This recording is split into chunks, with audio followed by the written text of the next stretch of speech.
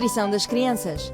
Segundo o relatório da Avaliação da Condição Física da População de Macau 2010, não se registra grande diferença nos valores médios do peso e dos índices de massa corporal. De acordo com os níveis do peso e da altura das crianças indicados nos critérios de teste e avaliação da condição física dos nacionais, as taxas do excesso de peso das diversas categorias etárias das crianças de 3 a 6 anos são respectivamente 6,2%, 13,5%, 11,6% e 15,3%, revelando o excesso de peso com a idade, sendo as taxas de excesso de peso dos diversos grupos etários das crianças de 3 a 6 anos, respectivamente 4,9%, 6,8%, 7,5% e 6,8%.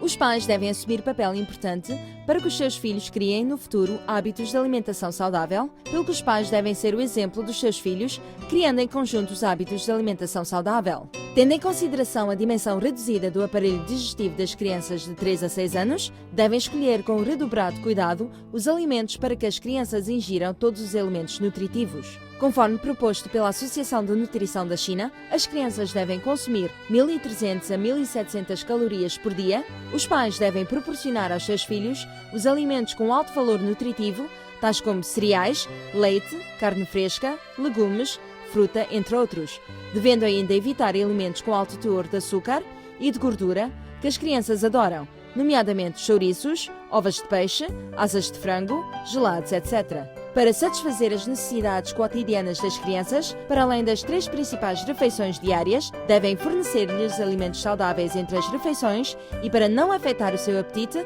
devem evitar que ingiram guloseimas antes das refeições.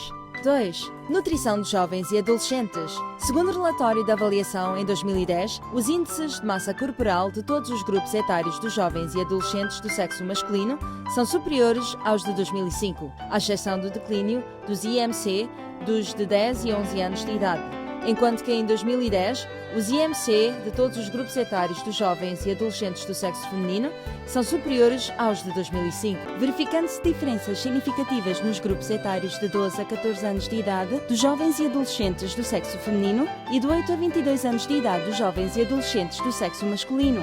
Neste sentido, a Direção dos Serviços de Educação e Juventude procedeu à implementação dos planos no âmbito da alimentação e nutrição dos alunos, nomeadamente pequeno almoço e guloseimas saudáveis, almoço saudável para os alunos, entre outros. Pequeno almoço e guloseimas saudáveis. Um pequeno almoço saudável pode proporcionar energia suficiente aos alunos. Atendendo ao consumo de grande volume de calorias pelas crianças e pelos jovens e adolescentes, as guloseimas ajudam o suprimento de calorias e outros elementos nutritivos necessários ao corpo. Incentivamos o fornecimento constante de pequeno almoço e guloseimas saudáveis aos alunos, devendo os quais constituídos essencialmente pelos alimentos integrais, com alto teor de cálcio, menos sal e menos açúcar, leite magro, entre outros. Incentivamos o fornecimento de seguintes alimentos aos alunos: cereais integrais, pão e massa de farinha integrais, arroz vermelho integral, flocos de aveia, leite magro e alimentos com alto teor de cálcio, leite magro ou desnatado, queijo magro, requeijão de soja e couve-flor, legume e fruta de diferentes cores, alimentos proteicos com baixo teor de gordura, ovo, carne magra de porco, peixe e frango sem pele, bebidas com baixo teor de açúcar, água, sumo fresco sem açúcar, leite de soja sem açúcar ou com baixo teor de açúcar, bebida de aveia. Almoço saudável para alunos. A alimentação equilibrada é extremamente importante para os alunos. O almoço equilibrado consiste no fornecimento proporcional de alimentos em 3, 2, 1, isto é, 3 porções de cereais, arroz, massa de farinha, massa de arroz, massa de fécula, pão, 2 porções de legume e 1 porção de carne. Aumentar a ingestão de legume e fruta. 5 porções de verdura e fruta por dia, 3 de verdura e 2 de fruta. Diminuir a ingestão de açúcar. Alimentos com alto teor de açúcar, gasosa, bolacha recheada, bolo com creme ou queijo, gelados, comidas, bebidas com açúcar. Diminuir a ingestão de gorduras. Alimentos fritos, frituras, massa de fécula, massa de farinha, batatas fritas, perna de frango frito, batatas fritas de pacote. Diminuir a ingestão de sal. Alimentos processados, salgados e curados. Bolo de carne, chouriço, hortaliça salmourada, ovo salgado, molho, massa instantânea. Entretanto, constatamos ainda os indícios de excesso de peso nos grupos dos adultos e dos idosos. Para resolver tais questões, devemos desde a infância criar bons hábitos de alimentação saudável e praticar constantemente o desporto. 3. Nutrição dos adultos. Segundo a avaliação da condição, verifica-se a tendência do aumento da taxa de obesidade nos adultos, sendo mais evidente depois da meia-idade. Em 2010, a taxa de obesidade dos adultos do sexo masculino de 40 a 44 anos atinge 13,6%, registrando-se um aumento de 9,1% em relação a 2005, sendo de facto uma situação preocupante. Conforme proposto pela Associação de Nutrição da China, um adulto de estatura média e que pratica atividades físicas de média intensidade deve, em princípio, ingerir 2.000 a 2.700 calorias por dia. A necessidade de calorias depende do aspecto e da estatura física, da idade, do sexo, da natureza do trabalho e do volume das atividades físicas. Quando o volume de calorias ingeridas for superior ao de consumo, as calorias em excesso transformar-se-ão em gordura e fica acumulada no corpo, resultando no aumento do peso. Para reduzir o peso, deve aumentar o consumo de energia e diminuir a ingestão de calorias. Caso diminui 500 calorias por dia, proporciona a redução de 0,5 kg por semana. Para diminuir relaxadamente 500 calorias, propomos a diminuição da ingestão de 250 calorias e o aumento de eliminação de 250 calorias por dia, através da prática desportiva. A redução de 0,5 kg a 1 kg por semana constitui o ritmo seguro da redução do peso. Para controlar com eficácia o peso, deve possuir bons hábitos de alimentação, praticar regularmente o desporto e reduzir a ingestão dos alimentos com alto teor de gordura e colesterol, em especial o volume e a quantidade de ingestão dos alimentos com gordura saturada, nomeadamente gordura, pele de frango, creme, vísceras, entre outros. Óleos vegetais, tais como óleos de coco e de palmeira. A ingestão excessiva de colesterol e de gordura saturada aumenta o colesterol total no sangue e o mau colesterol, causando a esclerose vascular e o bloqueio dos vasos sanguíneos e resultando a doença cardíaca coronária ou a apoplexia.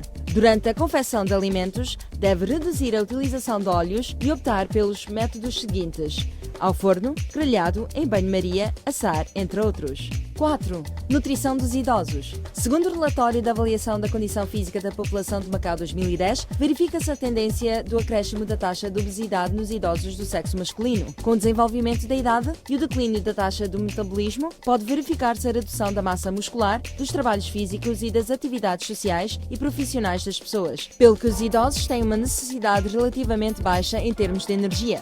Conforme proposto pela Associação de Nutrição da China, um adulto de estatura média e que pratica atividades físicas de média intensidade deve, em princípio, ingerir 1.700 a 2.200 calorias por dia. Mas isto não quer dizer que este grupo de pessoas reduza as suas necessidades nutritivas, tais como cálcio, ferro, vitaminas, entre outras. Sob o ponto de vista da nutrição, a qualidade dos elementos nutritivos a serem ingeridos pelos idosos é mais importante do que a respectiva quantidade.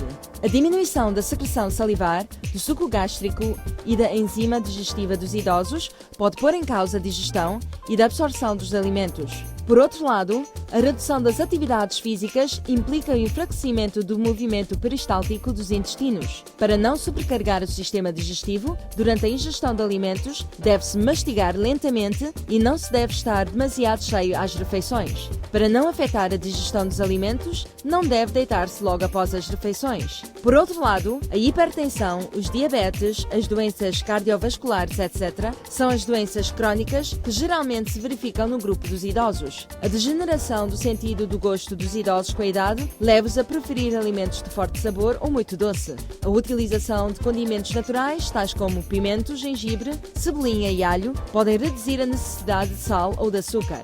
A celulose ocupa uma posição muito importante na prevenção da hipertensão, do diabetes, das doenças cardiovasculares e da obesidade, porque ela pode reduzir o ritmo da penetração do açúcar no sangue, ajudar a equilibrar o nível da glicemia, controlar o diabetes, diminuir o colesterol no sangue e prevenir as doenças cardíacas. A baixa caloria existente nas fibras proporciona facilmente a sensação de suficiência, pelo que a substituição dos alimentos com alto teor de açúcar e de gordura pelos alimentos ricos em fibras propicia o controle do peso. Neste sentido, os idosos devem ingerir 3 porções de legume e 2 porções de fruta por dia, com vista a minimizar os riscos das doenças crónicas. Por último, através da cooperação prestada pelos respectivos colaboradores, o Instituto do Desporto espera, através do lançamento do presente disco, intensificar a consciência de saúde dos cidadãos, sensibilizando-os à criação progressiva de bons hábitos de vida no cotidiano.